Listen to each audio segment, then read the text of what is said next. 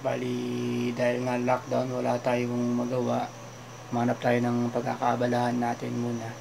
Nakita tayo ng pinaglumaang kahan ng PC. Tapos, naisip kong gawin na lang siyang photobooth box.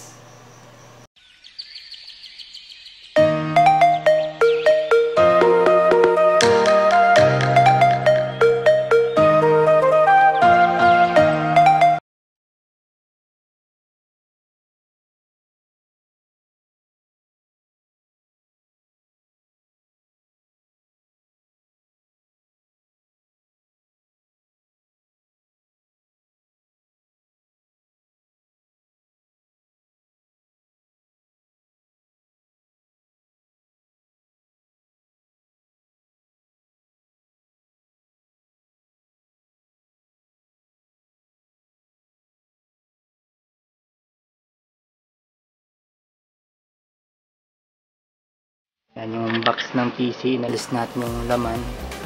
Kasi ginawa ko yung patayan. Yan, bali, yan, kinakabitan ko siya ng rugby para dito, didikit natin dito sa patungan ng laptop natin. Yan, bali yung monitor nasa loob na rin. Yan, tapos dito natin ipapatong yung ating camera. Tapos meron tayong yan, yung ating ring light na maliit. Ayan, sa ngayon, bali, ang plano ko rito ay gagawin ko muna siyang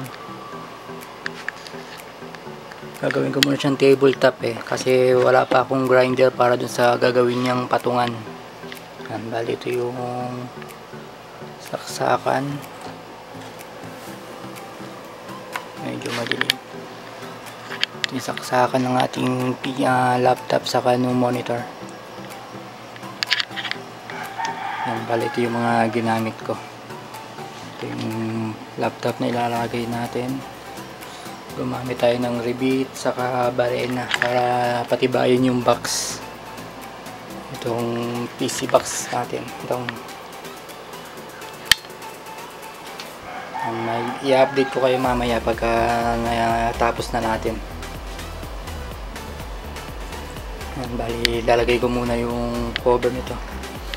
Itong nilagyan natin ng rugby, napatuyo ko lang ng konti para sa patungan ng laptop.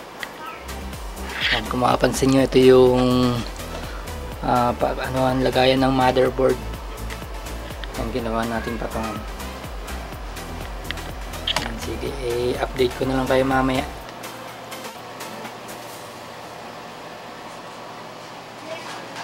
Yan, bali maliit lang yung ating ring light.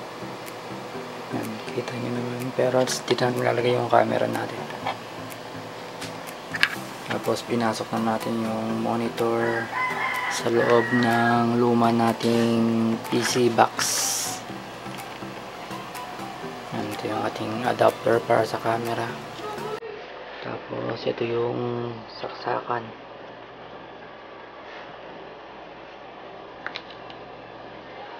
Bali maglalagay tayo ito ng saksakan isa.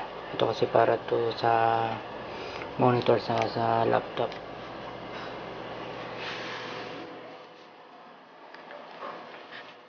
Bali ito yung sobra dun sa ating PC box. Yan lang ang sumobra. Tapos gumamit tayo ng ito yung tawag dito. Yan yung sa ID lace strap para sa ating laptop dito. Ito yung strap ng ating laptop.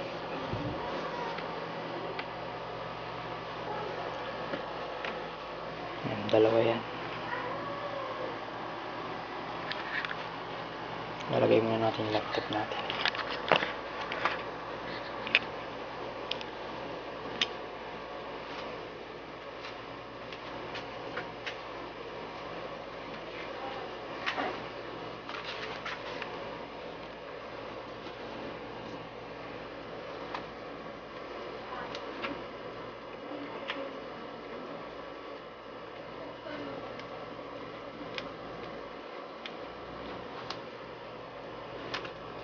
Bali itong laptop na to, hindi na natin to tatanggalin dito sa photobooth box na to.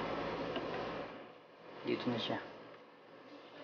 Sa ngayon kasi bali magiging tabletop pa lang siya na photobooth eh. Wala pa kasi tayong bakal na gagamitin para sa stand niya. Bali ginawa ko munang ganito.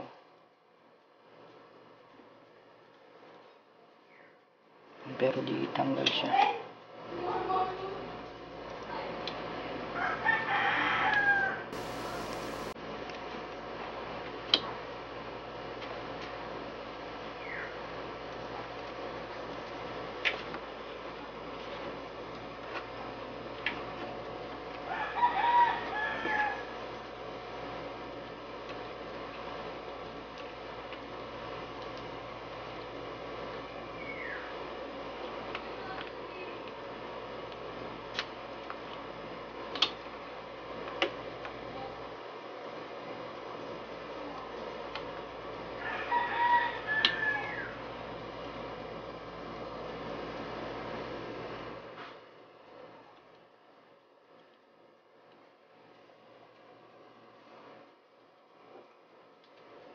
Bali yung laptop natin nakaganyan. Tapos pagka isasara na natin siya, bali hindi na natin siya tatanggalin. Ito na siya sa loob ng photobooth box natin. Kita ba? Parang hindi naman kita. Yan na siya. Yung ating laptop.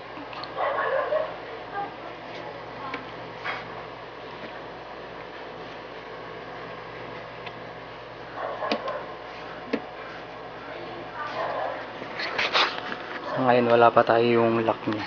Hindi pa tayo nakakabili ng lock na gagamitin. Sa ngayon ito, yung malaking laptop muna yung nilagay natin. Kasi ito yung mayroong software pero nakasukat to dito sa maliit na laptop. Itong 10 inches na laptop. Ito kasi ay 15.6 yung kanyang screen. So, itatry natin ngayon yung pagkakakuha ng sa actual na photobooth natin. Kung ayos ba. Ito, ibuksan na natin yung LED lights, yung ating ring light.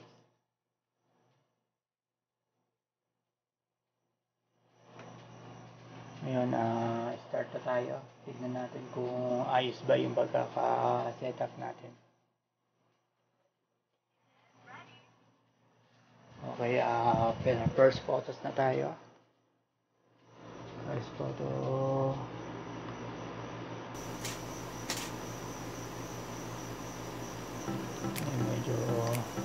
Medyo blur yung aking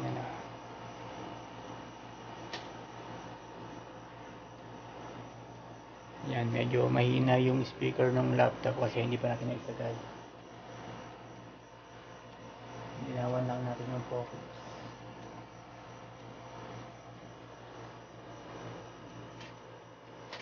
Malabo pa rin yung focus.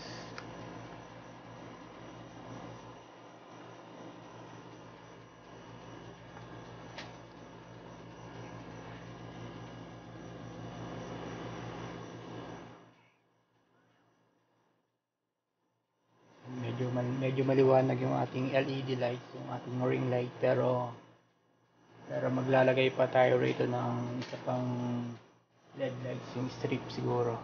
Yan, para dito. Yan, kasi meron tayo ritong switch para sa LED lights natin. Ito, switch na to. Yan, last photo. Yan, last photos na.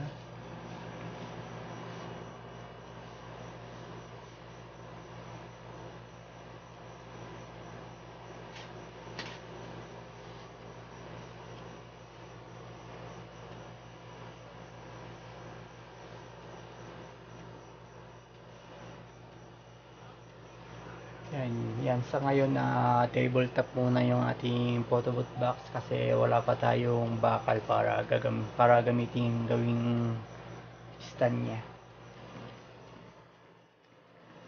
Yan, dito tayo maglalagay ng LED lights niya, yung strip siguro para dagdag liwanag. And tas yan, inilabas ko rito yung switch para lalagayan natin ng switch ng LED light natin.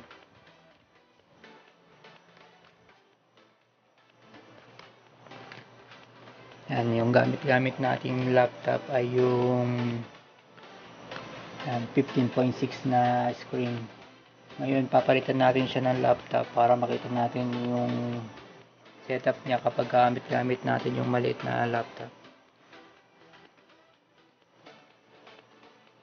Yan, kasi pagka itong malaki, kita nyo naman yung wire niya nasa gilid. Saka nakalabas dito yung yan, yung mga USB natin, saka yung VGA niya na konekta sa laptop. Ngayon i-set up natin yung maliit na laptop para makita natin kung malinis ba yung pagkakagawa. Bali, dahil nga lockdown, wala tayong magawa. Manap tayo ng pagkakaabalahan natin muna. Nakita tayo ng pinaglumaang kahan ng PC. Tapos naisip kong gawin na lang siyang photo booth box. Bali, ito na yung ginawa nating photo booth box.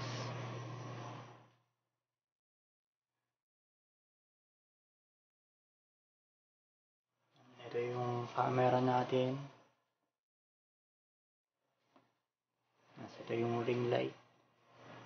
Tapos ito naman yung DIY natin na adapter ng ating camera para hindi na siya battery. Ito na yung ating kaha ng PC. Binalutan lang natin siya ng foam. Yan, yung black foam na nabibili sa market. Tapos ito naman yung monitor, pinasok na natin sa loob. Bali, tinanggalan natin yung kaha ng monitor, naging skeleton na lang siya. Tapos pinasok rin natin sa loob. Ayun yung adapter ng laptop, saka ng adapter ng monitor natin. Ito na yung laptop. Bali, itong laptop na to ay maliit lang, 10 inches lang siya. Pero nakasukat naman itong kaha na to, kasya rito yung 15.6 na screen ng laptop. Yan ba, kung makikita nyo sa nakalinang video natin, ito yung nakalagay. Pero mas fit kasi itong maliit. Yan, makita natin dito. Pag sinara natin siya, hindi na natin kailangan pang tanggalin pa yung mga nakasaksak na USB, saka yung VGA ng computer, ng monitor sa ating laptop. Yan. Tapos dito yung saksakan sa gilid. Yung saksakan sa gilid, ito yung sa laptop saka sa monitor. Nagloy ako ng butas dito para hawakan.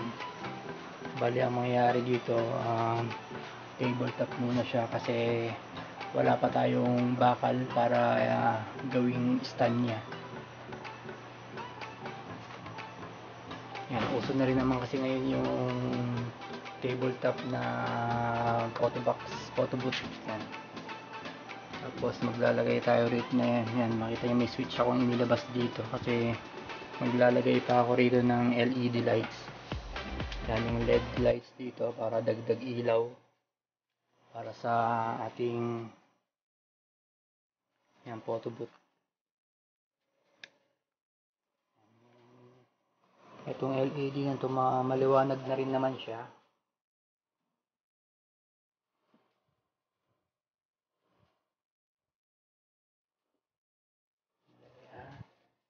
Ilalakas natin yung ilaw. Tingnan natin kung lalakas.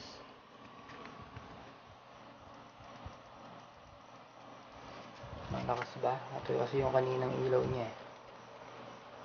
Yan yung kanina. Tapos ito na yung na-adjust natin. Tingnan natin kung nagpabago.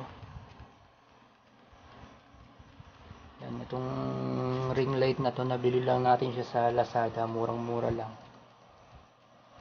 Yan na yung kanyang ilaw. pero sa tingin ko hindi pa rin sapat.